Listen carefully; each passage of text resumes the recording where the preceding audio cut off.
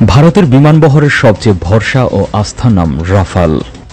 ফরাসি ডাসো এভিয়েশনের 4.5 জেনারেশনের এই যুদ্ধবিমান ছিল ভারতের কাছে পূজনীয়। 2019 সালে পুলওয়ামা হামলার জের ধরে পাকিস্তানের সাথে এরিয়াল ডগ ফাইটের নাকানি চুবানি খেয়ে ভারত আশ্রয় খুঁজে নিয়েছিল এই ফ্রেঞ্চ ফাইটার জেটের উপর। এই যুদ্ধবিমানের খুঁটির জোরে ভারতীয় বায়ুসেনা যে কোনো সময় সার্জিক্যাল স্ট্রাইকের হুমকি দিত পাকিস্তানকে। 2020 সালে ভারতের হাতে আসে এই যুদ্ধবিমান।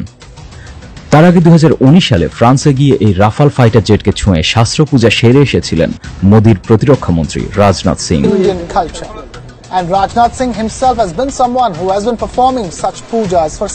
কিন্তু যখন $277 মিলিয়ন খরচ করে কেনা প্রতিটি রাফায়েলের সময় হলো ভারতকে প্রতিদান দেয়ার, তখন মুখ থুবড়ে পড়ল রাফাল।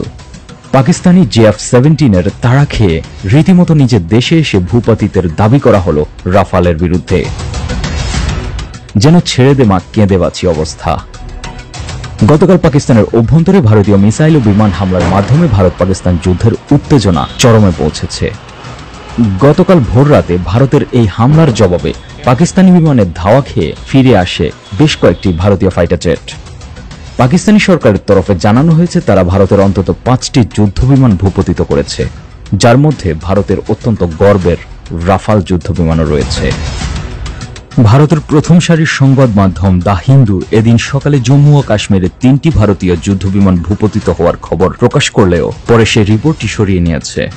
এ সংক্রান্ত পোস্ট করা টুইটটিও তারা মুছে ফেলেছে। তবে আন্তর্জাতিক বার্তা সংস্থা রয়টার্স বা সুপরিচিত সংবাদ মাধ্যম দ্য নিউ ইয়র্ক টাইমস একাধিক ভারতীয় বিমান ভূপতিত হওয়ার খবর প্রকাশ করেছে। সারাদিন নানা জল্পনা কল্পনা হয়েছিল, আসলে কি ভারতের রাফালকে পাকিস্তানি চাইনিজ JF-17 ডাউন করতে পেরেছে? অবশেষে বোমা ফাটালো মার্কিন গণমাধ্যম CNN। পাকিস্তানের হাতে ভারতীয় একটি রাফাল যুদ্ধবিমান ভূপতিত হওয়ার খবর নিশ্চিত করেছে ফ্রান্সের একজন শীর্ষ গোয়েন্দা কর্মকর্তা। মার্কিন সংবাদ মাধ্যম CNN-কে ওই গোয়েন্দা কর্মকর্তা জানান, পাকিস্তান ভারতের একটি রাফাল যুদ্ধবিমান ভূপতিত করেছে। এটি যে কোনো যুদ্ধক্ষেত্রে প্রথমবারের মতো রাফাল যুদ্ধবিমানের ভূপতিত হওয়ার খবর, যা ফরাসি প্রযুক্তির জন্য একটি গুরুত্বপূর্ণ ঘটনা। পাকিস্তান এর আগেই দাবি করেছিল তারা ভারতীয় বিমান বাহিনীর 5টি যুদ্ধবিমান ভূপতিত করেছে, যার মধ্যে 2টি ছিল রাফাল। ভারত এখনো এই দাবির বিষয়ে কোনো আনুষ্ঠানিক প্রতিক্রিয়া জানায়নি।